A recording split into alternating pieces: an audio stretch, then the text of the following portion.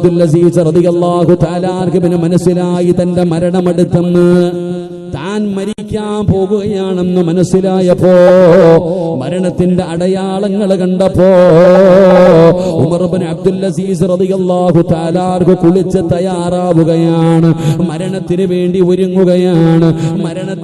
ഒരുങ്ങുകയാണ്. കുളിച്ച് റെഡിയായി റൂമിന്റെ അകത്തേക്ക് കടന്നു വന്നു. എന്നിട്ട് വിളിക്കുന്നു ഫാത്തിമ. തന്റെ പ്രിയപ്പെട്ട ഭാര്യയായ ഫാത്തിമാനെ അടുത്ത് വിളിക്കുകയാണ്. എന്നിട്ട് പറഞ്ഞു, ഫാത്തിമ, എന്റെ മരണം അടുത്തിരിക്കുന്നു ഫാത്തിമ, എനിക്ക് പൊരുത്തം തരണേ ഫാത്തിമ.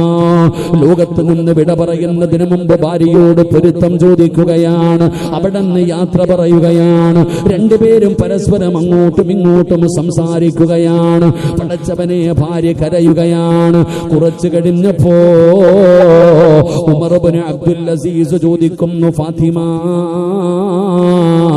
ഇനി എന്തെങ്കിലും നിനക്ക് എന്നോട് പറയാനുണ്ടോ? ഭാര്യ നിന്ന് കരയുകയാണ്. ഉമർ ഇബ്നു അബ്ദുൽ അസീസ് പറഞ്ഞു, ഫാത്തിമ, എങ്കിൽ റൂമിന്റെ വെളിയിലിറങ്ങിയിട്ട് വാതിലടയ്ക്കൂ. ഫാത്തിമ കരയുകയാണ്. നിങ്ങൾ മരിക്കാൻ പോകുന്ന അവസാന സമയം നിങ്ങളുടെ കൂടെ നിൽക്കേണ്ടവളാണ് ഞാൻ. എന്തിനാ എന്നെ പുറത്തിറക്കുന്നത്? എന്തിനാ വാതിലടയ്ക്കാൻ പറയുന്നത്? ഉമർ ഇബ്നു അബ്ദുൽ അസീസ് പറഞ്ഞ മറുപടി എന്തെന്നറിയുമോ? ഇന്നി അറാ ഖലഖൂ ലൈസൂ ബി ഉനാസിൻ വലാ ജാ. ഫാത്തിമ,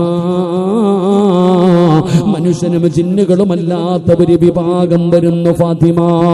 മനുഷ്യനും ജിന്നുകളുമല്ലാത്ത ഒരു വിഭാഗം എന്റെ അതിഥികൾ വരുന്നു ഫാത്തിമ. എന്റെ കൂട്ടുകാര് വരുന്നു ഫാത്തിമ. വെളിയിലിറങ്ങു ഫാത്തിമ, വാതിലടയ്ക്കു ഫാത്തിമ.